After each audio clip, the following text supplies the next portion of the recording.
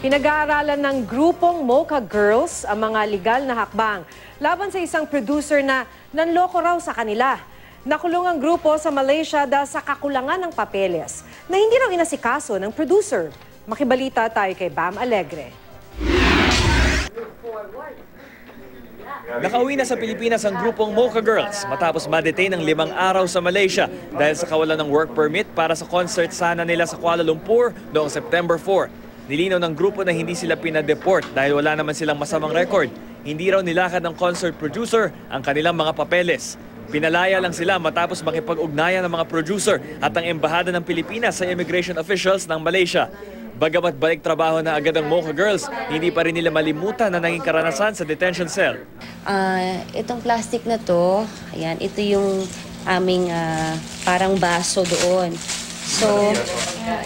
So ito, dito mo ilalagay yung tubig mo, tapos diyan kayo iinom. Na-trauma kami kasi hindi naman namin na-expect na ikukulong kami nung gabing yon.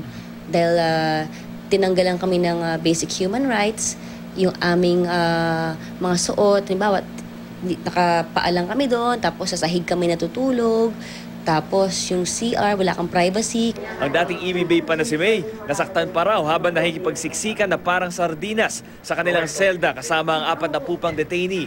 Nung natutulog na ako, sinipa ako nung sinipa ako sa baba. Sinipa niya ako, kasi yung higa nyo, ito, alternate ulo, paa, para magsiksikan, para magkasya. Naging mahirap po para sa amin yung naging experience po namin sa kulungan dahil hindi namin alam na dun pala kami dadalhin. Tapos pagdating namin sa loob, siksikan, marami kami mga kasama, sobrang lamig. Kung ano yung suot namin sa performance, yun na yung pinasuot sa amin. Tapos mahirap yung pagkain. Pinag-aaralan pa ng grupo ang kanilang mga susunod na legal na hakbang kaugnay ng insidente.